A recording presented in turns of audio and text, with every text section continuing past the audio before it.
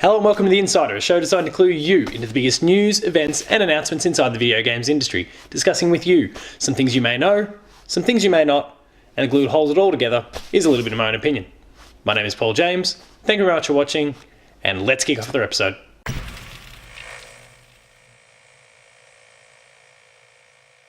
So in today's episode, we're going to be discussing the future of the Fallout franchise, and the reason for that being that Bethesda has recently come out in the matter of the last few days and spoken about how the Fallout franchise is no longer going to be getting third-party developed games ever again. And by third parties, I mean like what we saw from Obsidian when they developed Fallout New Vegas, but we're never going to be seeing those sort of spin-offs from studios external to Bethesda ever again. And it prompts a lot of questions about the future of this franchise, and we're going to talk more about that as this episode progresses.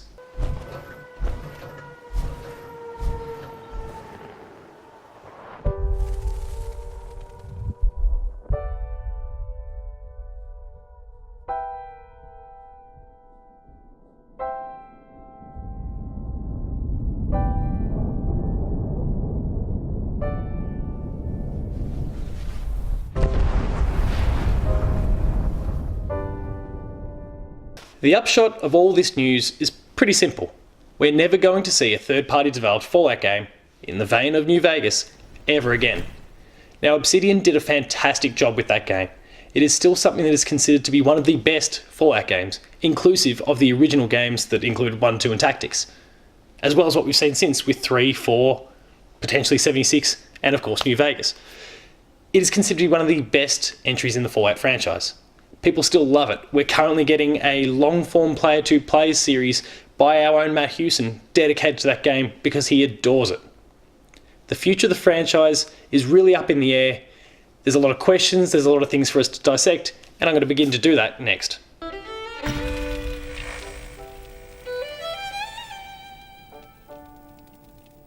So past Fallout games have been developed by Bethesda game studios and specifically helmed by Todd Howard. Now, Todd Howard is one of those industry legends. He's done some incredible things, including past Fallout games, The Elder Scrolls, and he's had his hand in a lot of other projects that Bethesda have developed over the journey. He's a real expert. He has incredible things to say. When people speak, we listen. When he speaks, we listen. And it's a really interesting place that it now leaves this franchise in, because now all games must centre around him and that Bethesda Game Studios team. And that team has a long list of games they're working on before we can even consider seeing another Fallout game, another core Fallout game. Now, what we're currently going to get, the most recent, the newest game from that franchise is Fallout 76, and it is coming this year, and that's fantastic. People are really keen to see what this game can be. It's more multiplayer centric. It's not a core Fallout game, but it's doing things a little bit different, and I'm curious to see how it plays out. I, for one, as someone who's not a massive Fallout fan, am actually really quite interested to see how this game plays out, given the differences, the different paths that it's taking. It might be more accessible to someone like myself who hasn't really enjoyed the Fallout Wasteland up till this point. Following that, we've got 2 more games that are on the way. The first one is Starfield. Now, that is a game that has been long rumoured, finally revealed at E3, but even then it's probably still at least, and I say at least, I'm totally speculating here, at least 2 years away. And that will then be followed by The Elder Scrolls 6, which people have been waiting for since Skyrim released in 2011. It's already taken 7 years for us to get to this point, and Elder Scrolls is still at least another 5 years from now. There's a lot of water to pass under this bridge before they can even then consider going back to the well on a Fallout game. Unless they expand their team enough that allows for more studios to be working on multiple projects at the same time, there's a bit of cross-pollination and all that sort of stuff, it's hard to see when we're going to be getting another core Fallout game, specifically a Fallout 5 or equivalent. It raises a lot of questions, and we're going to talk more about what it could all mean next. For when the fighting is stopped and the fallout has settled, you must rebuild. Not just walls, not just buildings, but hearts and minds, and ultimately, America itself. I'm going to keep this really simple. Bethesda, you're making a mistake. We've seen what the Fallout franchise can be in the hands of people who love it. We saw Obsidian's work with New Vegas, and people love it. People adore it, and like I said before, Player 2 has its own long-form series where we're revisiting the game. Matt Houston's hosting it. Go and check it out. It's awesome. There's so many good things that can happen with this franchise if you're prepared to put your faith in other teams. It's worked for them once. It should work for them again. But their resistance, their reluctance to make this call means that we're going to be waiting such a long time to see another Fallout game, a Fallout 5, like a next core RPG Fallout game from that studio or from Bethesda. They're shooting this franchise in the foot a little bit. They're leaving money on the table. They're leaving momentum on the table. And of course, they need to visit other franchises. They need to try different things. They spoke about when they announced Starfield, that it is the first new IP that the studio's developed in 25 years. That's amazing news, and it's great that they get to stretch their wings and try something else. And it's great for someone like myself who adores The Elder Scrolls that The Elder Scrolls 6 is what's to come next. But we still haven't even gotten one of those games this generation, and we may not get one this generation. We may have to wait till the next, so it's already taking a long time to get a single game out the door, a sequel to one of probably the best-selling Bethesda game ever made in Skyrim.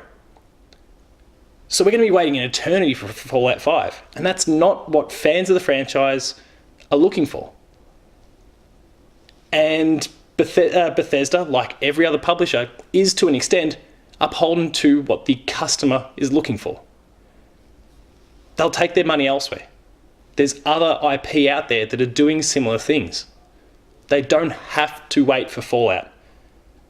So Bethesda, maybe it's worthwhile reconsidering this stance, and maybe, just maybe, finding another studio who is prepared to work with whatever constraints and rules you might want to set, but can take some of that weight for you. Share the load, make it easier for everyone involved. Take me home, country road. In Vault 76, our future begins.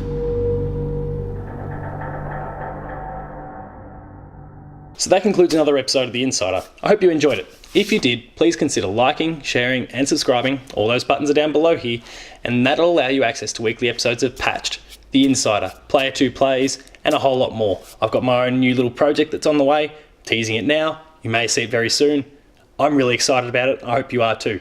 Hit the notification bell and you'll be alerted to every video, including that one, as it goes live.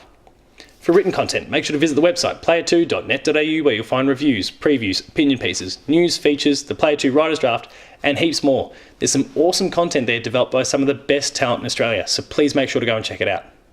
We're also on Patreon, patreon.com/player2au, and consider kicking in a few dollars. At the lower tiers, you'll get early access to episodes, and at the top tiers, you'll get exclusives, such as a patched episode that just went up earlier this week that patrons will only have, and the rest of you won't get to see for another month, as well as the Insider. And at the top tiers, you can join us in the monthly Player 2 podcast.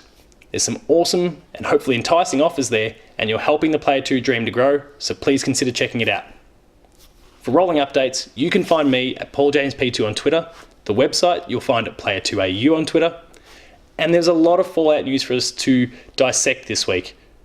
So take a bit of a look at it, tell me what you think in the comments below. Thank you very much for watching, and I'll see you next time.